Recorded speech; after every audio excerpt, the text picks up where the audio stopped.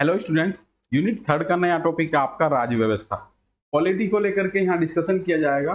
आप देखोगे कि जब हम सोसाइटी की बात करते हैं तो सोसाइटी में ह्यूमन के जो मानवीय जीवन के सभी पक्षों की बात करते हैं, तो इसमें एक इम्पोर्टेंट आपका पक्ष है पॉलिटी, राज्य व्यवस्था। तो पॉलिटी के थ्रू क्या होता है, सोशल कंट्रोल जो है हमारा वो पॉलिटी के थ्रू ही होता है। और आप देखोगे कि राज्य व्यवस्था पूरी सोसाइटी को गवर्न करती है, सोसाइटी के वेलफेयर के लिए पॉलिसी बनाती है, उनको इम्प्लीमेंट कराने का कार्य जो करती है वो राज्य व्यवस्था ही करती है। अब राज्य व्यवस्था का जब हम अध्ययन करते हैं तो हिस्टोरिकल रूप में हमें स्टडी करना है, पॉलिटी किस तरीके से स्टार्ट हुई, राज्य व्यवस्था किस तरीके से स्टार्ट हुई, प्रिमिटिव सोसाइटी में किस टाइप की राज्य व्यवस्था मिलती थी, मध्यकाल में किस तरीके से कन्वर्ट हुई, और आज तक हम पॉलिटी का जो स्वरूप चेंज हुआ है, राज्य व्यवस्था का जो स्वरूप चेंज हुआ है वो किस तरीके से बदला है, उस चीज को लेकर के डिस्कशन करते हैं। चलते हैं बेटा, स्टार्ट करते हैं। राज्य व्यवस्था सामाजिक नियंत्रण के साधनों में राजनीतिक संस्थाएं महत्वपूर्ण होती हैं। सोशल कंट्रोल में सबसे ज्यादा इंपॉर्टेंट रोल प्ले करने का कार्य है पॉलिटिकल इंस्टीट्यूशन का है।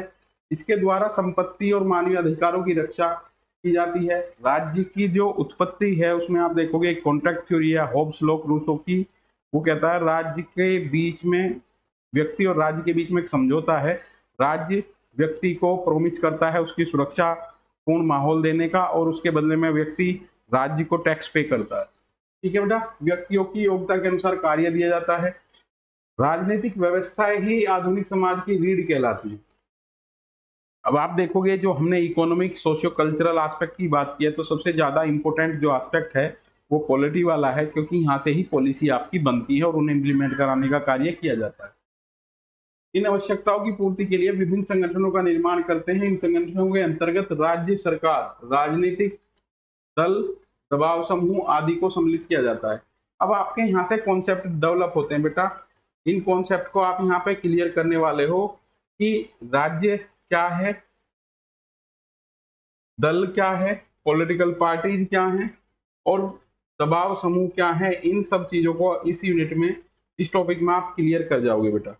तो चलते हैं आगे और थोड़ा डिटेल में इन चीजों को समझना है हमें। ठीक है, स्टेट गवर्नमेंट लॉ दिए यहाँ पे, सामाजिक नियंत्रण और इसे लागू करने वाले संगठन, इसके नियम प्रणाली तथा कार्य पद्धति को राज्य व्यवस्था कहते हैं।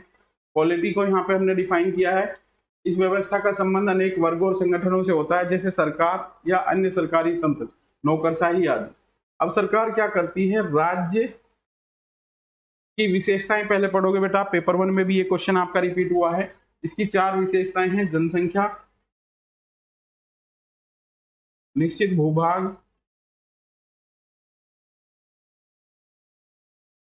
और सरकार और संप्रभुता। संप्रभुता को लेकर के आपके बहुत क्वेश्चन बनते हैं बेटा। संप्रभुता वो सर्वोच्च शक्ति है जो किसी पर्टिकुलर टेरिटरी में अपने नियमों को बनाती है और उन्हें लागू करती है। ये सर्वोच्च शक्ति हमारी संविधान में निहित है। ये राज्य की 4 विशेषताएं हैं आपकी। ये इंपॉर्टेंट क्वेश्चन है आपका पेपर 1 के पॉइंट ऑफ व्यू से भी। अब राज्य क्या करता है, इस सरकार के माध्यम से अपनी नीति लागू करता है, और सरकार अस्थायी होती है। लगभग देखोगे सरकार का कार्यकाल 5 साल होता है आपका, और राज्य सरकार के माध्यम से अपनी नीतियों को लागू करता है। ठीक है, सरकार इसमें दिया है। अन्य सरकारी तंत्र, नौकरशाही वो प्रशासनिक तंत्र है जो सरकार की पॉलिसी को ग्रासरूट लेवल तक लेकर के जाती है। वो नौकरशाही पद सोपान की एक व्यवस्था है जिसमें कि अधिकारी भर्ती किए जाते हैं, जिनके एक निश्चित पद होते हैं, निश्चित वेतन होते हैं, प्रशिक्षण होता है, और इनके निश्चित अवधि तक ये सेवाएं देते हैं, और इन सेवाओं के माध्यम से ही सरकारी योजनाओं को ग्रासरूट तक लागू किया जाता है। राजनीतिक व्यवस्था को हम 2 भागों में बांटेंगे। नौकरशाही को देखोगे कई बार डिस्कशन किया है हमने, इससे पहले नौकरशाही आपका टॉपिक पढ़ा चुके हैं, जिसमें कि Max Weber, Robert King Merton, Peter Blau, इन सब का डिस्कशन हमने किया है, और इनके ऊपर जितनी आपकी बुक्स हैं उनको भी यहाँ हमने मेंशन किया है। अच्छी क्लास है आपकी बेटा, नौकरशाही के ऊपर आप उसे देख सकते हो। प्ले लिस्ट में जाएंगे तो वहां पे उसका डिस्क्रिप्शन मिल जाएगा आपको। आदिम समाजों की राज्य व्यवस्था। अब हम ऐतिहासिक तरीके से अगर अध्ययन करते हैं तो ट्राइबल सोसाइटी में पॉलिटिकल जो पार्ट सिस्टम था वो दूसरे तरीके का होता था। कबीले का सरदार होता था जो बुजुर्ग व्यक्ति होता था, और वो ही पॉलिसी बनाता था, और कबीला उसकी पॉलिसी को सहर्ष स्वीकार करता था। ये राज्य व्यवस्था आदिम समाज में देखने को मिलती है। आधुनिक समाजों की राज्य व्यवस्था का स्वरूप बदल चुका है, और जहां आप देखोगे सरदार की जो व्यवस्था थी वहां पे आपका डेमोक्रेटिक एस्पेक्ट आ गया है और लोगों का जो सरकार चुनने का जो तरीका है वो वोटिंग के द्वारा होता है। लोकतंत्र हमारा स्थापित हो गया है।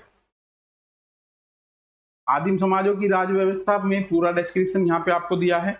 यह राज्य व्यवस्था जटिल समाजों से पूरी तरह भिन्न होती है। यहाँ पर किसी प्रकार की औपचारिक संगठन नहीं होता है। शीर्ष पर औपचारिक सत्ता का अभाव होने के कारण इसे शीर्षहीन या अशीर्षी समाज कहा है। शीर्ष अशीर्षी समाज कहा गया है। पूरी जनजातीय समाज को संचालित करती है तथा इसके निर्णय आज भी सुप्रीम कोर्ट के समान होते हैं। यहाँ का संचालन निम्न संगठनों द्वारा होता है। अब आप देखोगे यहाँ पे क्या है कि जो आज की राज्य व्यवस्था है हमारी, उससे डिफर इनकी व्यवस्था है। लघु राजनीतिक संगठन लोकतंत्र और राजतंत्र का समन्वय देखने को मिलता है। मुखिया चाहे गांव का हो या गोत्र का, अधिकांश मुखियाओं का पद पैतृक और वंशानुगत होता है। पॉलिटिकल लीडरशिप का जो यहाँ पे पोस्ट है वो पैतृक या वंशानुगत आपकी मानी गई है। कहाँ पे? आदिम समाजों में। क्षेत्रीय राजनीतिक संगठन कुछ जनजातियों में राजनीतिक कार्यों केवल एक गांव तक ही सीमित रखा है, लेकिन कुछ जनजातियों में राजनीतिक कार्यों गांव से बाहर भी होते हैं। इस संगठन के मुखिया को सरदार या उसके क्षेत्र को सरदारी क्षेत्र कहा जाता है। अब ये सरदार जो होता है उस पर्टिकुलर टेरिटरी में उसके जो आदेश हैं वो वहाँ के लोगों के द्वारा फॉलो किए जाते हैं, ठीक है। और जो क्षेत्र होता है उसे सरदारी क्षेत्र के नाम से जाना गया है। आदिम समाजों में शासन का स्वरूप वृद्ध परिषद दी गई है। आप देखोगे कि प्रिमिटिव सोसाइटी में आपका जो शासन है वो किस तरीके से चलता है यहाँ पे कि जो बुजुर्ग लोगों की एक परिषद है जिसे वृद्ध परिषद के नाम से जाना गया है। अस्थायी राजनीतिक समिति है जिसमें कि गांव के कुछ चुने गए वृद्ध व्यक्तियों को विशेष अवसरों पर विशेष मामलों को निपटारा करने के लिए बुलाया जाता है। नुसाई जनजाति में इसे परिषद को डायस कहा गया है। अब आप देखोगे ना, पंचायत क्या करती थी पहले, पंचायत के द्वारा न्याय किया जाता था। अब इस न्याय को करने के लिए अब आपके सुप्रीम कोर्ट, हाई कोर्ट और जुडिशियरी सिस्टम हमारा प्रॉपर तरीके से एस्टेब्लिश हो गया है। इसी तरीके से पॉलिटिकल सिस्टम में भी आपके बुजुर्ग लोगों की जो नुसाई जनजाति में डायस कहा गया है, ये बुजुर्ग लोगों की एक परिषद है जो समय समय पर राजनीतिक नीतियों को बनाना और उन्हें इम्प्लीमेंट करने का कार्य करती थी।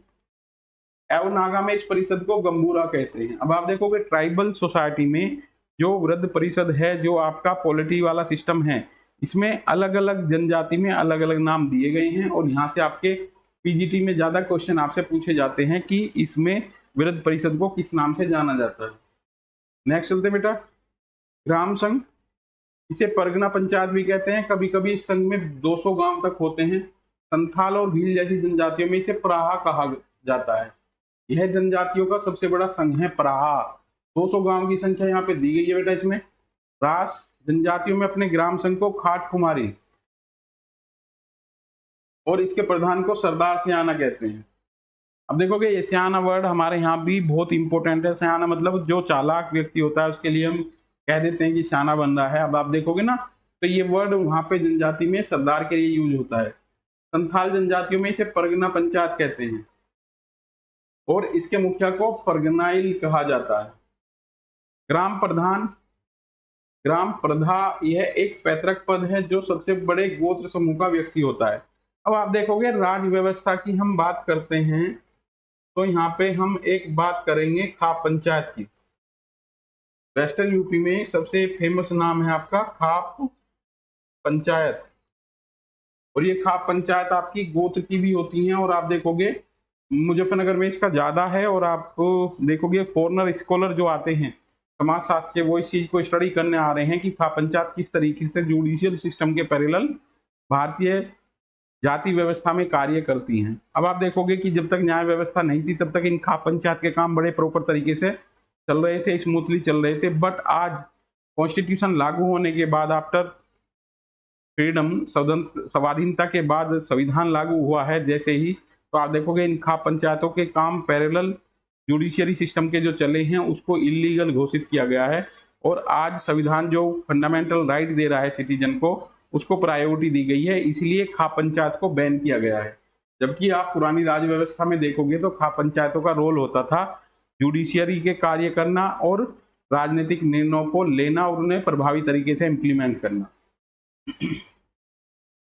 नेक्स्ट चलते बेटा, जनजातीय सरदार। कुछ जनजातियों में सरदार का पद होता है जो पैतृक होता है। वह अपने क्षेत्र या समूह की रक्षा के साथ साथ न्यायिक सत्ता का भी अधिकारी होता है। जुडिशियरी का काम भी यही करता है। यह नागा, खासी, गारो जनजातियों में पाया जाता है। कोयनाक का नागा सरदार निरंकुश होता है, वह अपने अधीन गांवों से बेगार लेता है। बेगार के रूप में जो वसूली करेगा, वो चार्ज जो लेगा, ठीक है। आंध्र प्रदेश की चेचू जनजाति का सरदार भी निरंकुश होता है। निरंकुश का मतलब कि वहां पे उसकी जो एक सत्ता है उसको चैलेंज नहीं किया जा सकता, और वो एक डोमिनेंट तरीके से वहां पे अपनी पावरफुल जो राज व्यवस्था है उसको क्रिएट किए हुए। जनजाति राजनीतिक संगठन की आधुनिक स्वरूप भारत में लोकतंत्र की स्थापना के पश्चात। अब क्या हुआ, ये आपके ओल्ड टीचर हैं इसके पॉलिटी के, किसी जनजाति में किस तरीके की मिलती है। बट आफ्टर इंडिपेंडेंस क्या हुआ है, आपका संविधान बना है। अब संविधान के तहत देश भर में सरकारी रूप में विकेंद्रीकरण के अंतर्गत पंचायतों का गठन किया गया।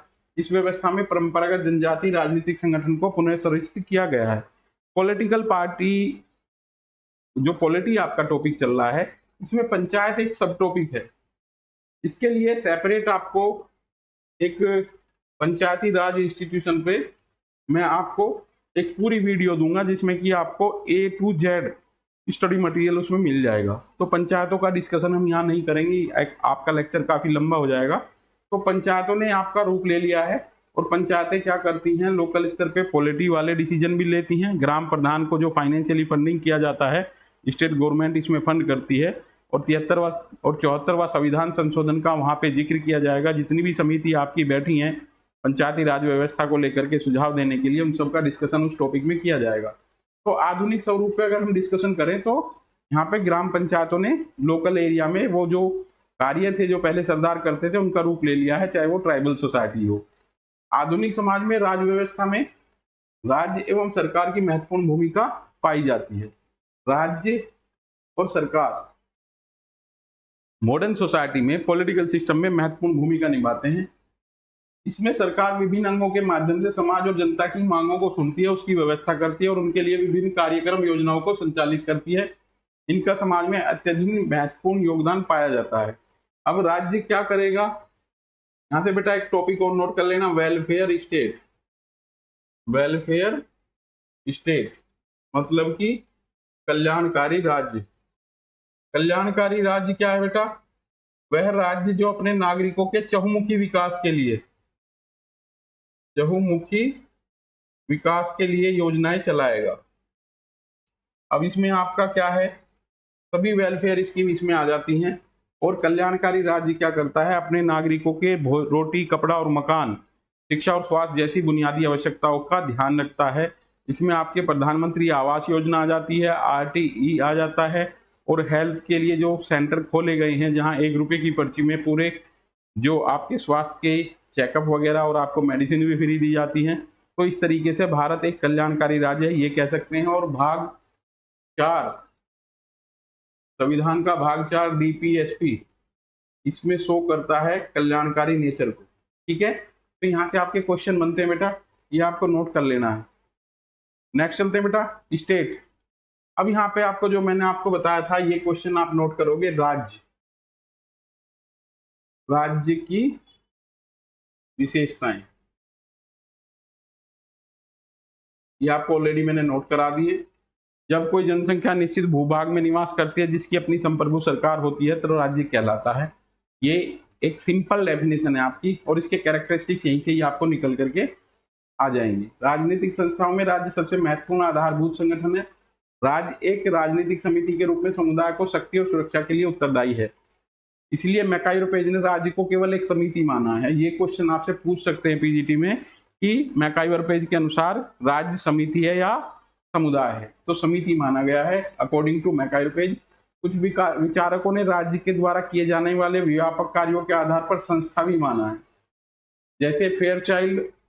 तो वही निश्चित भूभाग होने के कारण मैक्स वेबर इसे समाजशास्त्र में समुदाय के रूप में मानते हैं।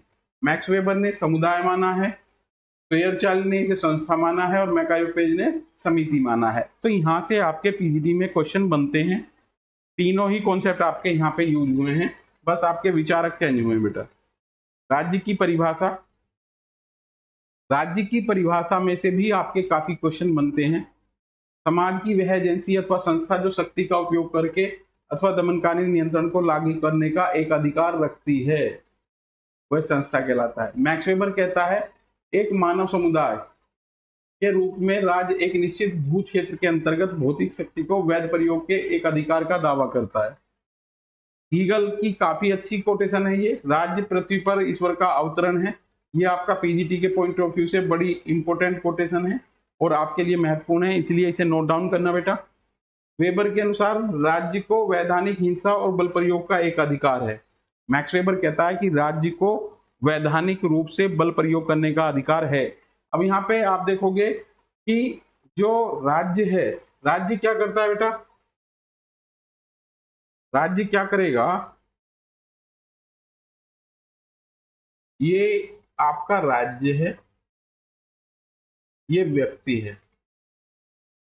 अब व्यक्ति को ये स्वतंत्र स्पेस दिया गया है जिसे हम फंडामेंटल राइट के नाम से जानते हैं। अब राज्य अगर कोई कानून बनाता है जो इसके अधिकार क्षेत्र में अतिक्रमण करता है तो न्यायपालिका इसका ध्यान रखती है, और अगर कोई भी व्यक्ति इसके खिलाफ सुप्रीम कोर्ट जाता है तो सुप्रीम कोर्ट इसे इतना खत्म कर देगा जो उसके व्यक्ति के मूल अधिकारों का खंडन करते हुए कानून अगर कोई बनता है तो मूल अधिकारों में जितना वो इंटरफियर कर रहा है उसे नल एंड अवॉइड किया जा सकता है। तो यहाँ पे कहेंगे कि राज्य की नेचर है वो व्यक्ति को दबाना चाहती है, बट भारत में दिए गए फंडामेंटल राइट, भारतीय संविधान में फंडामेंटल राइट का जो उल्लेख है वो व्यक्ति की स्वतंत्र ग्रोथ के लिए उसे स्पेस प्रदान करता है ये। तो यहाँ पे आपके बहुत से थिंकर आएंगे जो राज्य की चीजों को डिलिमिट करेंगे, सीमाएं बताएंगे कि राज्य की सीमाएं कहाँ तक होनी चाहिए, राज्य को क्या करना चाहिए और क्या नहीं करना चाहिए, इन्हें आगे चल करके डिस्कस करने वाले हैं। राज्य की विशेषताओं में निश्चित भूभाग, निश्चित जनसंख्या, राज्य के पास एक सरकार होती है, सरकार आपकी अस्थायी होती है, 5 साल के लिए सरकार बनती है और ये राज्य के कार्यों का संपन्न करती है, और राज्य का स्वरूप स्थायी होता है और इसमें प्रभुत्व संपन्न मतलब कि सॉवरेनिटी की जो मैंने बात की है वो आपकी इंपॉर्टेंट है। ये पेपर 1 में भी आपका क्वेश्चन कई बार आपका आया है और इसकी चारों विशेषताएं आपको याद रखनी है बेटा, इसमें से क्वेश्चन आपका जनरेट होता है। राज्य के कार्य 2 भागों में बांटे हैं बेटा यहाँ पे। एक तो आपके एसेंशियल कार्य हैं जो अनिवार्य रूप से राज्य करेगा, इसमें से कुछ इंपॉर्टेंट यहाँ पे दिए गए हैं। राज्य अपने नागरिकों को बिना किसी भेदभाव के न्याय दिलाता है, ठीक है। राज्य द्वारा आंतरिक शांति और सुरक्षा बनाए रखी जाती है, नागरिकों के अधिकारों की रक्षा की जाती है, बाहरी आक्रमण से देश की रक्षा करना और पारिवारिक अधिकारों और कर्तव्यों की रक्षा करना, ये राज्य के अनिवार्य कार्य हैं। ऐच्छिक कार्य में जो वेलफेयर स्टेट की बात की गई थी, शिक्षा और स्वास्थ्य चिकित्सा की बात की गई है, यहाँ पे लोगों को लिए शिक्षा, स्वास्थ्य और चिकित्सा की सहायता करेगा, असहाय बेसहारा व्यक्तियों की रक्षा करेगा। आप देखोगे रैन बसेरे हैं आपके, रैन बसेरों के माध्यम से सर्दियों के टाइम में लोगों को जिनके पास में शेल्टर की व्यवस्था नहीं है उनके लिए वहां पर रुकने की व्यवस्था के साथ साथ खाने पीने की भी बुनियादी आवश्यकताओं का ध्यान राज्य के द्वारा रखा जाता है। यातायात संचार की व्यवस्था, श्रमिकों को उचित सुरक्षा प्रदान करना, प्राकृतिक संसाधनों का उचित प्रयोग, कृषि की उन्नति और व्यापार और उद्योगों की व्यवस्था करना, ये राज्य के ऐच्छिक कार्यों का विवरण है आपका। नेक्स्ट चलते हैं बेटा, राजनीतिक तथ्यों की बात की गई है। स्विट्जरलैंड को प्रजातंत्र का घर कहा गया है। कभी कभी जीएस के कुछ एग्जाम आपके होते हैं जैसे यूपी पुलिस, दिल्ली पुलिस वगैरह, इनमें भी एक कोटेशन आपकी इंपॉर्टेंट बनती है। स्विट्जरलैंड को प्रजातंत्र का घर कहा जाता है, ब्रिटेन को लोक कल्याणकारी राज्य का घर कहा जाता है, और लोकतंत्र पर आप देखोगे गांधी जी, जेपी नारायण तथा विनोबा भावे दल विहीन लोकतंत्र पर विश्वास करते हैं। गांधी जी का कॉन्सेप्ट जो है राज्य के प्रति वो अराजकतावादी है और गांधी जी राज्य के अस्तित्व को डिनाय करते हैं। इनके साथ साथ कार्ल मार्क्स भी हैं। कार्ल मार्क्स भी कहते हैं कि राज्य कुछ लोगों के द्वारा बनाया गया एक संगठन है जो असहाय लोगों के ऊपर कंट्रोल करने के लिए बनाया गया है। अरस्तु को राजनीतिक विज्ञान का जनक कहा जाता है, ये इंपॉर्टेंट है बेटा। शॉर्ट में पॉलिटिकल का ये एक सिंपल सा क्वेश्चन है आपका। गांधी जी ने डेमोक्रेटिक डिसेंट्रलाइजेशन का सिद्धांत दिया है, बट अगर पंचायती राज की बात आती है तो पंचायती राज में इसे लागू किया है किसने? BR मेहता ने, बलवंत राय मेहता ने पंचायती राज में डेमोक्रेटिक डिसेंट्रलाइजेशन को लागू किया है। जो आपकी वीडियो आएगी पंचायती राज इंस्टीट्यूशन को लेकर के वहां इसका डिटेल में आपको बताऊंगा बेटा। कुछ स्टेटमेंट इंपोर्टेंट है आपके। मार्क्स ने राज्य दलितों के शोषण के लिए धनवानों का षड्यंत्र बताया है, इसलिए इन्होंने बताया कि राज्य कभी भी नैतिकवान नहीं हो सकते। इंपोर्टेंट है। अराजकतावादी में कार्ल मार्क्स, आपका गांधी जी, ये काउंट होते हैं। गांधी जी के अनुसार राज्य जीवित है और इसका लक्ष्य अधिकतम व्यक्तियों को अधिकतम भलाई से है। मैं राज्य के अधिकारों के किसी भी वृद्धि के हैक की दृष्टि से देखता हूं, यानी कि राज्य को ज्यादा अधिकार नहीं देने चाहिए। राज्य जितना डोमिनेंट होगा उतनी व्यक्ति की स्वतंत्र ग्रोथ को बाधित करेगा और कंट्रोल करेगा। हीगल ने राज्य को सर्वशक्तिमान माना है। मैकाइल पेज के अनुसार राज्य को व्यापार और वाणिज्य नियंत्रण के कार्य अपने हाथों में नहीं लेना चाहिए, ये मैकाइल पेज कहते हैं। चीले की इंपोर्टेंट कोटेशन है, ये आपकी पॉलिटिकल सोशियोलॉजी का एक इंपॉर्टेंट पार्ट है। आपकी एक सेपरेट यूनिट भी आने वाली है पॉलिटिकल सोशियोलॉजी की, वहां डीपली ये चीजें डिस्कस की जाएंगी। निश्चित भूभाग को राज्य का आवश्यक लक्षण नहीं मानते हैं। अब आप देखोगे आपके जो 4 लक्षण बताए गए हैं उसमें निश्चित भूभाग एक इंपॉर्टेंट है और सीले इस चीज को डिनाय करते हैं कि ये इसका आवश्यक लक्षण नहीं है। नेक्स्ट पॉइंट पे चलते हैं बेटा। गवर्नमेंट दिया है यहाँ पे। राज्य की एक विशेषताओं में आपका गवर्नमेंट भी है। साधारणतः साधारण व्यक्ति तो क्या कई विद्वान भी सरकार और राज्य में कोई अंतर नहीं करते हैं, इन दोनों को समान अर्थों में प्रयोग करते हैं। वास्तव में सरकार और राज्य एक अंग हैं और राज्य सरकार से विशाल संगठन है। राज्य अपने कार्यों का संचालन सरकार के माध्यम से ही करता है। सरकार बदलती रहती है किंतु राज्य स्थायी है। राज्य अपनी पॉलिसी और प्रोग्राम को सरकार के माध्यम से कंडक्ट करते हैं। सरकार अस्थायी आपकी और राज्य आपका स्थायी है। अब सरकार के तंत्र पे अगर हम डिस्कशन करेंगे तो मोटे तौर पे आप देखोगे 2 तंत्र हैं आपके। राजतंत्र, एक राजा का शासन है, ठीक है। जब फ्रेंच रिवॉल्यूशन का हम डिस्कशन करते हैं तो वहां पे राजतंत्र है आपका और उसको रिप्लेस किया गया फ्रेंच रिवॉल्यूशन के थ्रू और वहां पे डेमोक्रेटिक सिस्टम लेकर के आए। तानाशाही अधिकारी तंत्र, यहाँ पे जब एक तानाशाह होता है वो अपनी इच्छा अनुसार शासन चलाता है। और कुलीन तंत्र में ऐसे व्यक्तियों के हाथों में होता है जो धनी लोग होते हैं, उनके हाथ में राजसत्ता होती है, ये कुलीन तंत्र कहलाता है। इसके बाद में आपका बेटा डेमोक्रेटिक सिस्टम आएगा। प्रजातंत्र, प्रजातंत्र में आम आदमी का शासन होता है, डेमोक्रेसी जिसे बोलते हैं। Democracy to the people, for the people, by the people, जनता का जनता के द्वारा जनता पर शासन। अब्राहम लिंकन की डेफिनेशन है बेटा, बहुत इंपॉर्टेंट है, पूछी जाती है ये। प्रजातंत्र, इसमें शासन की संपूर्ण शक्ति समाज के लोगों में निहित होती है, जनता के लिए जनता का जनता के द्वारा शासन, ये डेमोक्रेसी की इंपोर्टेंट कोटेशन है। संसदीय शासन प्रणाली, इसमें कार्यपालिका और व्यवस्थापिका का नियंत्रण होता है, इसमें दूसरे शब्दों में प्रजातांत्रिक प्रणाली भी कहा जाता है। संसदीय शासन प्रणाली हमारे यहाँ पे है आपकी। मोंटेस्क्यू ने सरकार के 3 प्रकार बताए हैं, गणतंत्र, प्रजातंत्र, राजतंत्र एवं निरंकुश तंत्र। रूसे के अनुसार 3 प्रकार हैं, राजतंत्र, कुलीन तंत्र और प्रजातंत्र, ठीक है। तीनों ही मैंने आपको डिस्कस किए हैं, बताए हैं। दुबे ने जनजाति में सरकार को 3 भागों में बांटा है। वह सरकार जिसका आधार प्रथा है, ट्रेडिशन के बिहाफ पर, वह सरकार जिसका आधार स्थानीयता है, लोकलिटी के आधार पर, वह सरकार जिसका आधार विशेष संगठन होता है। ये 3 आधार आपके एससी दुबे के द्वारा ट्राइबल पॉलिटिकल सिस्टम में बताए गए हैं। अब यहाँ पे आपके आते हैं महत्वपूर्ण राजनीतिक विचार। इनमें से कोटेशन आपकी आ जाती हैं और इम्पोर्टेंट भी हैं, इसलिए इन्हें अच्छे तरीके से आपको करना है। नॉर्मन डी परमार ने भारतीय राजनीतिक व्यवस्था को सुपरिवर्तनशील कहकर पुकारा है। रूसो ने कानूनी इच्छा को सामान्य इच्छा कहा है। सामान्य इच्छा, कानून और व्यवस्था बनाए रखने के लिए जब सेना का उपयोग किया जाता है तो उसे प्राच्य या प्राचीन स्वेच्छाचारी शासन कहा गया है। अब आप देखोगे सेना के द्वारा जो गवर्नमेंट को कंट्रोल किया जाता है, ये हमारे पड़ोसी देश में आपको देखने को मिलता है बार बार, तो वो स्वेच्छाचारी शासन कहा जाता है। मेलनिस्की के अनुसार आदिम समाजों में कानून का पालन लोग अपने आप ही करते हैं।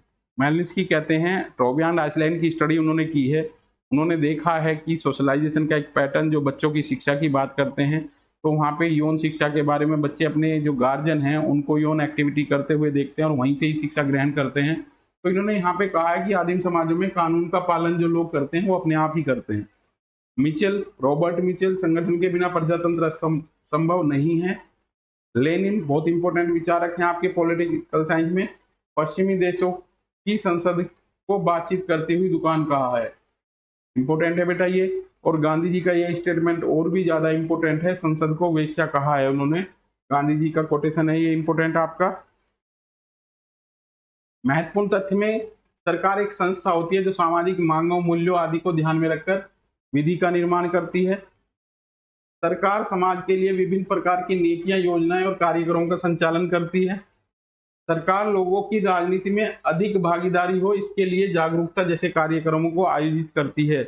अब सरकार का काम क्या है? लोगों की अवेयरनेस को बढ़ाना, और यहीं से ही आपका एक राजनीतिक विकास, पॉलिटिकल डेवलपमेंट जो टॉपिक है वो स्टार्ट होता है। किस तरीके से राजनीतिक गतिविधियां आज बदल रही हैं, सोशल मीडिया का किस तरीके से लोगों के एटीट्यूड, ओपिनियन को निर्धारित करने के लिए यूज किया जा रहा है, वो इसी का ही टॉपिक आपका है।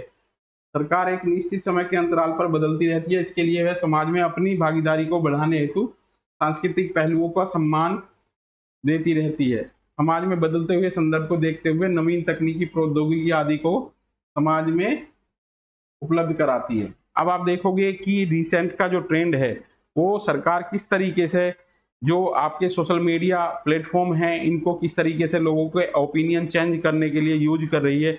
आज तो आप देखोगे तो सरकार के ऊपर ये ब्लेम भी लगाया जाता है कि सरकार जो डिफरेंट आपकी जांच एजेंसियां हैं, जैसे ईडी है, भारतीय राजनीतिक परिप्रेक्ष्य में देखोगे तो ईडी को एक गवर्नमेंट इंस्ट्रूमेंट बताया गया है। जो भी लीडर गवर्नमेंट के अगेंस्ट बोलता है तो ईडी की कार्रवाई वहां पे होनी शुरू हो जाती है। तो आप देखोगे कि किस तरीके से सरकार अपनी मैनिपुलेशन करने के लिए एजेंसी का यूज कर रही है। तो वो सारी चीजें आपके राजनीतिक के बदलते हुए परिदृश्य में हम कर सकते हैं, और सरकार के जो कार्य हैं उनमें इनका वर्णन देख सकते हैं। ठीक है बेटा, चलते हैं।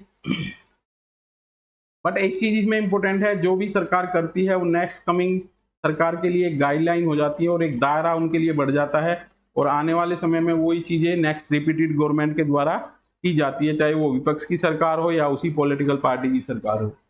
शिक्षा, रोजगार, व्यवसाय जैसे महत्वपूर्ण पक्षों का ध्यान रखकर सरकार समाज को विकसित करने का प्रयास करती है। ये आपके इंपॉर्टेंट वर्क हैं किसके? गवर्नमेंट के। और गवर्नमेंट का सबसे ज्यादा काम क्या है कि राज्य की नीतियों को लोगों तक पहुंचाना सरकार का इंपॉर्टेंट वर्क है, और ये आपकी दोनों ही से ही मिलकर के बनती है। गवर्नमेंट प्रशासनिक अधिकारी, सरकार प्रशासनिक इकाई के विभिन्न स्वरूपों के माध्यम से सरकारी कार्यक्रम को समाज में हर व्यक्ति तक पहुंचाने का कार्य करती है। आप देखोगे इसमें दो पार्ट आपके हो जाएंगे, एक तो नौकरशाह और एक आपके राजनीतिक लोग। दोनों मिलकर के आप देखोगे सरकारी नीतियों को ग्रास रूट लेवल तक लेकर के जाएंगे। ठीक है बेटा, ये इंपॉर्टेंट है आपका, ये इस तरीके से आपको समझना है। चलते हैं नेक्स्ट। पॉलिटिकल मॉडर्नाइजेशन पे अक्सर आजकल क्वेश्चन पूछा जाता है नेट जेआरएफ की क्लास में, ये आपका इंपॉर्टेंट है आपका। राजनीतिक आधुनिकीकरण, पॉलिटिकल डेवलपमेंट की अगर हम बात करेंगे तो ओल्ड पैटर्न पे लोगों का वोटिंग बिहेवियर किस तरीके का होता है। आप देखोगे हमारी सोसाइटी में कल्चरल डाइवर्सिटी देखने को मिलती है, अलग अलग रिलीजन हैं, अलग अलग कास्ट हैं, अलग अलग क्षेत्र हैं, तो इन क्षेत्रों के मुद्दे पर लोगों का वोटिंग बिहेवियर होता है। बट पॉलिटिकल डेवलपमेंट वो प्रोसेस है जिसमें कि हम अपने पॉलिटिकल ओपिनियन को तार्किक आधार पर डेवलप करने की बात करते हैं। और अगर देखा जाए तो पिछले कुछ समय से भारत की राजनीतिक व्यवस्था में पॉलिटिकल डेवलपमेंट देखने को मिलता है। जो डिबेट्स वगैरह आपकी कंडक्ट कराई जाती हैं, कोई भी पॉलिटिकल कैंडिडेट है वो अपने एजेंडे के थ्रू आप लोगों को बताता है, आम जनता को ये बताता है कि मेरी पॉलिसी एंड प्रोग्राम क्या है, अगर मेरी सरकार बनी तो मैं क्या करूंगा। That is the process known as the political development process. आप देखोगे जो आपका मतदान व्यवहार है वो किस चीज से प्रभावित होता है। पॉलिटिकल साइंस में सबसे बड़ा इश्यू ये रहता है। आज हम कास्ट, जाति, क्षेत्रवाद की राजनीति से ऊपर उठे हैं, तो ये पॉलिटिकल डेवलपमेंट का एक इम्पोर्टेंट उदाहरण है। और ये क्यों उठे हैं, किन किन चीजों ने प्रभावित किया है, वो सब चीजें हमारी पॉलिटिकल डेवलपमेंट को कंडक्ट करने के लिए जिम्मेदार हैं। कुछ इंपॉर्टेंट पॉइंट आउट यहाँ आपको करने हैं। पॉलिटिकल सिस्टम एक इंट्रोडक्शन के रूप में आपको कराया गया है, इस तरीके से पॉलिटिकल सिस्टम पूरे सोसाइटी को कंट्रोल कर रहा है, क्या क्या पॉलिसी प्रोग्राम लेकर के आए हैं पॉलिटिकल सिस्टम बताता है। अथॉरिटी क्या होती है, जब हमारी पावर लेजिटिमेट हो जाती है तो वो अथॉरिटी बन जाती है। लेजिटिमेशन प्लस पावर जब हमारी लेजिटिमेट हो जाती है तो आपकी वो अथॉरिटी बन जाती है, वैधता मिल जाती है उसे। गवर्नमेंट क्या होती है ये भी हमने बताया। सरकार क्या होती है, जो सरकारी पॉलिसी को, राज्य की जो नीतियों को लागू करने के लिए सरकार बनती है 5 साल तक होती है, स्थायी होती है और ये जो राज्य के कार्यों का संपादन करती है। Political system as per changing form of the society. जब आप देखोगे पॉलिटिकल सिस्टम या राज व्यवस्था की हम बात करते हैं तो एनिशियंट टाइम से हम स्टडी करते हैं तो ट्राइबल सिस्टम में हमारा पॉलिटिकल सिस्टम दूसरे तरीके का मिलता है, और आप मॉडर्न टाइम के पॉलिटिकल सिस्टम की बात करोगे तो दूसरे तरीके का आपको देखने को मिलेगा। तो राज्य व्यवस्था का जो स्वरूप है वो किस तरीके से चेंज हुआ है, इस लेक्चर में आपको ये समझाने की बात की गई है। प्रिमिटिव सोसाइटी में, ट्राइबल सोसाइटी में किस तरीके की चीजें हैं वो आपको बताई गई है। यहाँ पे सरदार होते थे, सरदार पॉलिसी बनाते थे पूरे कबीले के लिए, कबीले की सिक्योरिटी की जिम्मेदारी उनकी होती थी और वेलफेयर की पॉलिसी भी उनको ही लागू करनी थी, ये मोरल एक प्रेशर उनके ऊपर था। Agriculture society, form of the power, physical force, expulsion, killing and aggression, किस तरीके से वो कंट्रोल करते हैं एग्रीकल्चर सोसाइटी में, उन चीजों की यहाँ पे बात की गई है। आप देखोगे जब शासन किया जाता है तो लोगों में भय भी होना जरूरी है, और भय किस तरीके से कंडक्ट किया जाता है, अगर कोई व्यक्ति कोई रूल रेगुलेशन का वायलेशन करता है तो उसको सजा के तौर पे क्या दिया जाता है, कोई भी दंड दिया जा सकता है। उसमें आप देखोगे मृत्यु दंड तक शामिल हुए हैं। अगर आप कोई व्यक्ति एक एंटी सोशल एक्टिविटी करता है जो जघन्य अपराध की श्रेणी में आता है तो पहले जो पंचायतें बैठती थी उनका जो निर्णय था वो सुप्रीम कोर्ट का निर्णय होता था, उसे कहीं चैलेंज नहीं किया जाता था। तो राज्य व्यवस्था में आपके ग्रास रूट लेवल से लेकर के जो एक मैक्रो तक के सिस्टम हमारे आते हैं, जो राजनीतिक गतिविधियां संचालित होती है, वो सब इस लेक्चर में आपको पढ़नी है। अब मॉडर्न सोसाइटी की बात आती है तो जैसे जैसे मॉडर्न होते गए तो हमारी कस्टम्स का रोल कम होता गया और कानून का रोल ज्यादा बढ़ता चला गया है। लो कानून है आपका, इसकी बात हम करेंगे। स्टेट पे काफी क्वेश्चन आपके आते हैं, गवर्नमेंट पे क्वेश्चन आते हैं। पुलिस हमारे द्वारा स्थापित की है। पुलिस स्टेशन कैसा है आपका, फॉर्मल इंस्ट्रूमेंट है किसका, सोशल कंट्रोल का। ठीक है, यहां से आपका क्वेश्चन बनता है and other government agency to control the human behaviour. किस तरीके से राज्य अपने नागरिकों के व्यवहार को नियंत्रित करता है, कानून बना करके, पुलिस स्टेशन एस्टेब्लिश करके, और लोगों के लिए कानून व्यवस्था बनाए रखने का कार्य राज्य का कार्य है। Form of power, codified law and safe of custom, well manage of state, government, power, authority and political party. अब आप देखोगे पॉलिटिकल पार्टी एक अलग आपका टॉपिक है। Political party, what is difference between pressure group and political party. तो political party चुनाव लड़ती हैं सत्ता हासिल करने के लिए, एक राजनीतिक दल होता है, उसका सिंबल होता है चुनाव आयोग में, वो रजिस्टर्ड होता है और चुनाव की गतिविधियों में भाग लेकर के सरकार बनाती हैं, that is the political party. But political party को बाहर से जो प्रभावित करते हैं वो आपके प्रेशर ग्रुप हैं, दबाव समूह हैं। तो दबाव समूह राजनीतिक गतिविधियों में डायरेक्ट भाग नहीं लेते हैं, वो इनडायरेक्ट तौर पे राजनीतिक गतिविधियों को प्रभावित करते हैं, वो आपके क्या कहलाते हैं, दबाव समूह कहलाते हैं। इस तरीके से क्वेश्चन आपसे पूछ सकते हैं। ठीक है बेटा, नेट जेआरएफ की परीक्षा में यहां से आपसे क्वेश्चन पूछा जा सकता है, ये इंपोर्टेंट पार्ट है। नेक्स्ट चलते हैं बेटा, political institution, community power structure, power elite. ये वर्ड आपका इंपोर्टेंट है बेटा। इलीट जो किसी भी क्षेत्र में टॉप पोजीशन ऑक्यूपाई करते हैं उन्हें अभिजन के नाम से जाना जाता है। किसी भी क्षेत्र में हो सकते हैं, ये राजनीति के क्षेत्र में हो सकते हैं, सेना के क्षेत्र में भी हो सकते हैं, आप देखोगे बिजनेसमैन के क्षेत्र में भी हो सकते हैं। तो पावर इलीट, यहाँ पे आपका पैरेटो का इंपोर्टेंट वो है आपका, इन्होंने जो टर्म दी है, लोएन और फोक्स, शेर और लोमड़ी, इन्होंने दो चीजें दी हैं यहाँ पे, टर्म दी हैं, और इन्होंने कहा है सर्कुलेशन ऑफ इलीट होता रहता है, सर्कुलेशन ऑफ इलीट, अभिजनों का परिभ्रमण होता रहता है। ये आपकी पैरेटो का कॉन्सेप्ट है रिगार्डिंग द पॉलिटिकल एलिट। ठीक है, क्लास पावर की बात करेंगे, पावर, अथॉरिटी, लेजिटिमेसी। यहाँ मैक्स वेबर को आप पढ़ने वाले हो, मैक्स वेबर को ऑलरेडी आपने पढ़ा है, आपकी जो वीडियो है सोशल थिंकर की उसमें आप पावर, अथॉरिटी, लेजिटिमेसी का काफी जिक्र किया गया है।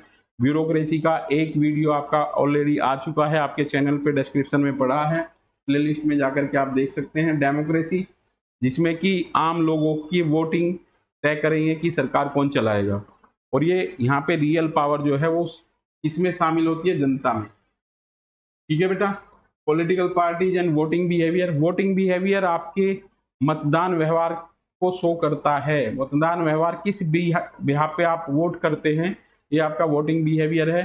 और आप देखोगे मतदान व्यवहार हमारा किन किन चीज़ों से प्रभावित होता है, एक पूरा टॉपिक आपका है। सोशल मीडिया आज एक स्ट्रॉन्ग इंस्ट्रूमेंट है लोगों के मतदान व्यवहार को तय करने के लिए। लोगों को एक इमेज जो बिल्डिंग होती है आपकी किसी भी नेता के प्रति, उसमें सोशल मीडिया एक इंस्ट्रूमेंट के तौर पे यूज किया जा रहा है। नेक्स्ट चलते हैं बेटा, मैक्स वेबर बहुत इंपॉर्टेंट विचारक है पॉलिटिकल साइंस के हिसाब से। Max weber 3 base of authority देते हैं, tradition, charismatic and legal rational. यहाँ से आपके क्वेश्चन बनते हैं बेटा, क्रिस्मेटिक में महात्मा गांधी और नेल्सन मंडेला को शामिल किया गया है, लीगल रेशनल में मोदी जी को शामिल किया गया है, और ट्रेडिशनल में कोई सरदार जो है, सरदार का बेटा सरदार बनेगा, वो ट्रेडिशनल में आ जाएगा। पॉलिटिकल सोशियोलॉजी के फादर आपके मैक्स वेबर हैं, ठीक है। मैक्स वेबर को पॉलिटिकल समाजशास्त्र का पॉलिटिकल सोशियोलॉजी का फादर कहा जाता है। Economic status, religion, tribe, language, pressure group, elite, political behaviour, ये आपके टॉपिक हैं। राजनीतिक समाजशास्त्र, समाजशास्त्र की वह शाखा है जो राजनीतिक गतिविधियों का अध्ययन करती है समाज में। तो पॉलिटिकल सोशियोलॉजी आपका पॉलिटिकल साइंस का भी सब्जेक्ट है और सोशियोलॉजी का भी सब्जेक्ट है। ये आपको कॉन्सेप्ट करने हैं और ये कॉन्सेप्ट आपके पॉलिटिकल सोशियोलॉजी के हैं बेटा। और पॉलिटी आपका एक इम्पोर्टेंट टॉपिक है जिसको यहाँ कवर कराया जा रहा है। पॉलिटिकल चेंज, किस तरीके से पॉलिटिकल चेंज होते चले आए हैं एंशिएंट टाइम से मॉडर्न टाइम तक। इसमें आप फंडामेंटल राइट भी देखोगे, कॉन्स्टिट्यूशन की स्ट्रक्चर देखोगे, आर्टिकल्स देखोगे, क्या क्या प्रोविजन आपको दिए गए हैं, एक व्यक्ति को क्या राइट दिया गया है और स्टेट किन कंडीशंस में आपके लॉ बनाता है। Political development, political mobility, social movement and process of political modernisation, किस तरीके से हम पॉलिटिकल मॉडर्नाइजेशन की तरफ बढ़ रहे हैं और वो कौन कौन से इंस्ट्रूमेंट है जो सोसाइटी में पॉलिटिकल मॉडर्नाइजेशन को इन्फ्लुएंस कर रहे हैं। तो ये आपका राज व्यवस्था को लेकर के लेक्चर था। इससे ज़्यादा डिटेल में जाएंगे तो आपको मेन जो आपकी यूनिट है वहाँ पे ये सभी थिंकर आपको डिटेल में मिलने वाले हैं। कार्ल मार्क्स का जिक्र करेंगे तो स्टेट को ये एक्सप्लेन करते हैं और स्टेट को कहते हैं कि कुछ लोगों का ये समूह है जो अधिकांश लोगों पर शासन करने के लिए बनाया गया है। आप देखोगे कॉन्फ्लिक्ट अप्रोच के फाउंडर फादर हैं कार्ल मार्क्स सोशियोलॉजी में, और ये नेगेटिव तरीके से स्टेट को डील करते हैं। यहाँ इवोल्यूशन ऑफ स्टेट, राज्य किस तरीके से अस्तित्व में आया है, यहाँ इवोल्यूशनरी थ्योरी आपको उस यूनिट में मैं आपको बताऊंगा। सबसे ओल्डेस्ट थ्योरी आपकी डिवाइन थ्योरी ऑफ स्टेट, जिसमें कि राजा को ईश्वर का प्रतिनिधित्व माना गया है और राजा के जो आदेश हैं वो आंख बंद करके राजा को प्रजा को फॉलो करने हैं। तो divine theory is the oldest theory in origin of state, ठीक है। कॉम्ट हर्बर्ट स्पेंसर, आदिम समाज के मध्य चलते संघर्ष के कारण भूक्षेत्रीय समुदायों का संगठन हुआ, भूक्षेत्रीय आधार पर संगठित करने वाली शक्तियों के रूप में राज्य का विकास हुआ है। ये पॉइंट ऑफ व्यू है आपका अगस्त कॉम्ट और हर्बर्ट स्पेंसर का regarding the origin of state. राज्य की विशेषताएं, जनसंख्या, संप्रभुता, सरकार, निश्चित भूभाग। कई बार रिपीट हुआ है बेटा क्वेश्चन, पेपर 1 के पॉइंट ऑफ व्यू से भी इंपॉर्टेंट है और सोशियोलॉजी के मेन पॉइंट आपका पॉलिटी के पॉइंट में दिया गया है और अच्छा क्वेश्चन है आपका ये। गवर्नमेंट 3 तरीके से यहाँ हमने बताए हैं, एग्जीक्यूटिव, लेजिस्लेटिव, जुडिशियरी। और अगर इसे आगे बढ़ाएं तो प्रेस आपका 4th पिलर कहलाएगी और एनजीओज आपका 5th पिलर कहलाएंगी भारतीय संविधान का, ठीक है।